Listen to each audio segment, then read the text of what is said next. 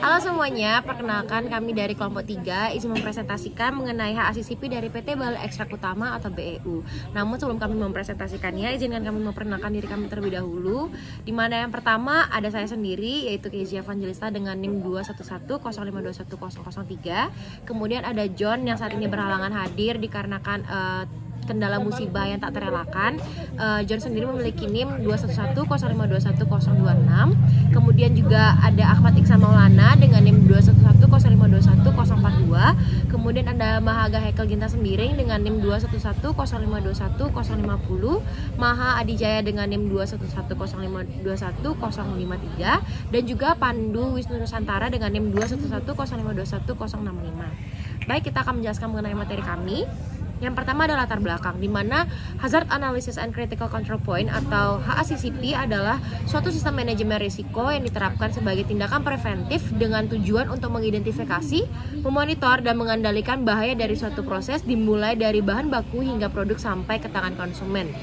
Adapun 3 faktor yang termasuk dalam klasifikasi manajemen risiko, yaitu faktor fisika yang diakibatkan oleh adanya benda asing ataupun risiko dari lingkungan. Kemudian ada kimia yang disebabkan oleh bahan kimia beracun atau toksin alami, dan juga biologis yang disebabkan oleh faktor mikroorganisme kasat mata. Oke, untuk HACCP plan dari PT Balai Ekstrak Utama atau BEU ini terdiri dari 8 anggota untuk HACCP timnya. Yang pertama ada Arman Slamet selaku Operation Manager, kemudian IKD Winata selaku Kepala Produksi, Niputu Linda Pratiwi sebagai Administrasi dan HRD, Nur Aini sebagai QA/QR, kemudian ada Ninyo Mandesi sebagai R&D Supervisor, Iputu Budiarsana sebagai Warehouse Supervisor, dan juga, kemudian ada Iwe Supatnya selaku Security Supervisor, dan juga Vincent selaku Maintenance. Oke, selanjutnya saya akan menjelaskan mengenai identitas produk dari atau parameter deskripsi dan keterangan dari produk yang kami angkut, yaitu aloe vera ekstrak. Di mana parameter deskripsinya itu terdiri dari nama produk. Untuk keterangannya ada ekstrak aloe vera, kemudian karakteristiknya merupakan cairan kental tidak berwarna dengan aroma khas lidah buaya. Kemudian ada pengemasan primer berupa jirigen dan drum. Kemudian ada pengemasan sekunder berupa kardus untuk jirigennya. Kemudian kondisi penyimpanan itu suhu ruangan. Untuk waktu penyimpanannya sendiri adalah setelah sudah menjadi produk sampai siap digunakan. Kemudian metode distribusinya menggunakan mobil bak terbuka, kargo kapal dan pesawat, serta target konsumsinya adalah pengusaha kosmetika.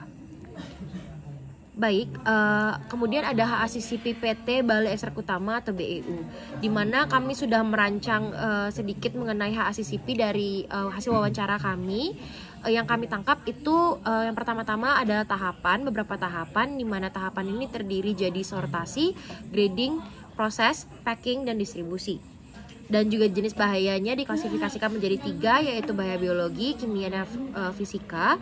Kemudian ada identitas bahaya, pendugaan penyebab bahaya, signifikansi bahaya yang terdiri dari peluang, potensi signifikan, dan juga tindak pencegahannya. Di mana untuk tahapan sortasi sendiri memiliki jenis bahaya berupa bahaya fisika dengan identitas bahaya, adanya partikel-partikel kecil seperti daun dan lain-lain, dengan dugaan penyebabnya yaitu kurang teliti dalam pengecekan, dan signifikan bahayanya itu untuk peluang itu medium, potensi itu untuk low, signifikan itu non-significant. Untuk tindak pencegahannya itu melakukan double checking sebelum menyerahkan bahan untuk diproses pada tahapan selanjutnya. Kemudian untuk grading sendiri ada bahaya biologi yang merupakan hasil dari kontaminasi bakteri dengan dugaan penyebab bahaya adanya bakteri Staphylococcus aureus dan Propionibacterium pada permukaan kulit aloe vera. Untuk signifikansi bahayanya sendiri, untuk peluangnya itu low, potensi itu medium, signifikan itu non-signifikan, dan tindak pencegahannya itu lebih teliti dalam memonitoring bahan baku yang akan dipergunakan. Kemudian untuk tahapan selanjutnya adalah proses dengan jenis bahaya berupa fisika, dengan identitas bahaya, adanya partikel berbahaya, dengan dugaan penyebabnya, kurangnya monitoring dalam pelaksanaan proses. Signifikansi bahayanya itu untuk peluang itu high, potensi itu high, signifikannya itu signifikan, dan tindak pencegahannya itu melakukan monitoring terhadap proses dalam dan memastikan prosedur telah dilakukan mengikuti SOP dan juga K3. Baik, untuk proses tahapan selanjutnya akan dijelaskan oleh teman saya. Kepada teman saya persilakan. Halo teman-teman semua, Perkenalkan, aku Iksan dengan NIM akhir 042. Di sini aku mau melanjutkan presentasi dari temanku yang sebelumnya. Untuk tahapan selanjutnya ada packing dengan jenis bahaya. Yang pertama ada biologi dengan identitas bahaya kontaminasi silang, dengan penyebabnya yaitu kurangnya sanitasi dalam penggunaan alat serta bahan kemasan, dengan potensinya high, lalu peluangnya high, dan signifikannya itu NS. Dan untuk tindak pencegahannya, memastikan sudah menerapkan SOP dengan baik serta memastikan seluruh peralatan yang akan digunakan sudah tersanitasi dengan baik. Lalu yang selanjutnya, jenis bahaya kimia dengan identitas bahaya produk bercampur dengan bahan kimia kemasan, dengan penyebab jenis kemasan yang digunakan tidak memenuhi standar, dengan potensinya high, peluangnya high, dan signifikannya itu NS juga, serta cara untuk pencegahannya yaitu menggunakan bahan kemasan yang memenuhi standar SNI dan standar food grade. Lalu jenis bahaya yang terakhir yaitu fisika dengan identitas bahaya terdapat partikel kecil dalam kemasan. Penyebabnya itu kurangnya penerapan SOP kebersihan dalam pelaksanaan proses pengemasan dengan potensi high, lalu dengan peluang high, dan signifikannya itu NS, serta untuk mencegahnya memastikan kemasan dalam keadaan bersih sempurna sebelum memasukkan ke dalam kemasan. Lalu untuk tahapan terakhir yaitu distribusi dengan jenis bahaya yang pertama biologis, terus jenis keduanya ada kimia, dan yang terakhir ada fisika. Nah, untuk yang fisika ini identitas bahayanya itu kebocoran pada kemasan dengan penyebabnya kemasan yang digunakan tidak berkualitas dalam penanganannya, tidak hati-hati atau tidak sesuai dengan SOP. Lalu untuk potensinya itu high, peluangnya itu high, dan signifikannya itu NS. Dan untuk mencegahnya memperhatikan SOP dan melaksanakannya dengan teliti, memastikan kemasan dalam kondisi optimal. Lalu selanjutnya kita masuk ke materi Critical Control Point atau CCP. Nah, untuk CCP penerimaan dan sortasi lidah buaya itu bahayanya dari kotoran, debu, tanah, dan hama. Dan untuk control measure-nya, pengamatan visual dan uji laboratorium. Lalu untuk critical limitnya, bebas dari kotoran, hama, dan bakteri. Untuk prosedur pengawasan, menggunakan metode penjadwalan uji sampel lidah buaya dengan frekuensi 1 kali dalam seminggu dan penanggung jawab ahli bidang mikrobiologi. Lalu untuk slide selanjutnya, ada tindak koreksi, tindakan terhadap bahan, reject atau hold bahan lidah buaya. Lalu penanggung jawabnya ahli bidang pembelian dan penggadaan bahan baku. Dan untuk rekaman, komponennya itu kondisi bahan baku didokumentasikan pada buku log penerimaan, penanggung jawabnya ahli bidang pembelian dan penggadaan bahan baku. Lalu verifikasi. Aktivitasnya review kondisi lidah buaya setiap batch, metode menggunakan sampling ulang dan pembacaan rekaman. Lalu untuk frekuensinya 2 kali dalam setahun, serta tanggung jawabnya itu ahli bidang quality control, ahli bidang mikrobiologi, dan tim HACCP. Mungkin untuk materi selanjutnya akan dilanjutkan oleh teman saya. Bye-bye. Baik, di sini saya akan menjelaskan tentang Critical Control Point atau CCP. Nah, di sini CCP dalam penyimpanan lidah buaya. Bahayanya ialah kapang dan jamur. Kontrol measure-nya adalah melihat kesesuaian suhu pada ruangan dengan termometer. Critical limit-nya ialah penyimpanan pada suhu ruang dengan suhu 27 derajat Celcius. Lalu untuk prosedur pengawasannya ialah yang pertama metode penjualan uji sampel lidah buaya dengan frekuensi 1 kali 24 jam, dan penanggung jawab ialah petugas bagian penyimpanan.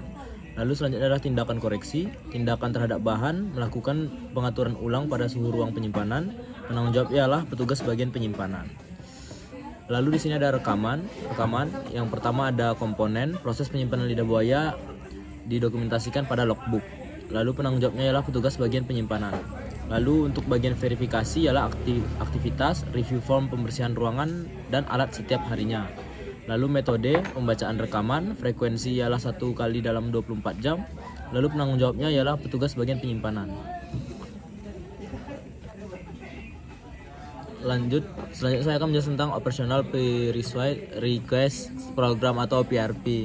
Di sini OPRP adalah pembersihan dan sanitasi alat. Bahayanya ialah salmonella dan E. coli serta bakteri atau mikroba patogen lainnya. Pengukuran pencegahan adalah pengamatan visual dan uji lab, pembersihan dengan deterjen dan sterilisasi alat menggunakan suhu tinggi. Prosedur pengawasannya adalah metode penjadwalan pembersihan, frekuensinya setiap hari, tanggung jawabnya adalah petugas pembersihan alat. Tindakan koreksinya ialah penggantian penggunaan alat dan penanggung jawabnya adalah petugas pembersihan alat. Lalu untuk rekamannya ialah komponen, laporan kegiatan pembersihan yang telah dilakukan dan didokumentasikan pada logbook. Penanggung jawabnya adalah petugas pembersihan alat. Terima kasih. 3. Ya. Kemudian ada operational prerequisite program atau OPRP. Ada verifikasi. Yang pertama itu aktivitas, yaitu review kondisi kebersihan dan kelayakan alat. Kemudian ada metode, itu pengamatan visual dan pembacaan rekaman. Yang ketiga ada frekuensi, yaitu 1 kali dalam sebulan. Kemudian penanggung jawabnya itu ahli bidang penelitian atau pengadaan petugas pembersihan alat. Selanjutnya ada OPRT pengendalian serangga dan hewan. Nah, di sini ada bahaya, itu serangga dan hewan kontaminan dari bahan baku serta lingkungan. Kemudian pengukuran pencegahan, pengamatan aktivitas serangga, pembersihan bahan baku, sterilisasi alat menggunakan suhu tinggi, penggunaan perangkap serangga dalam ruangan dan pengendalian hewan pemeliharaan di area produksi. Kemudian prosedur pengawasan. Pertama ada metode, penggunaan perangkap serangga dan pengawasan hewan peliharaan.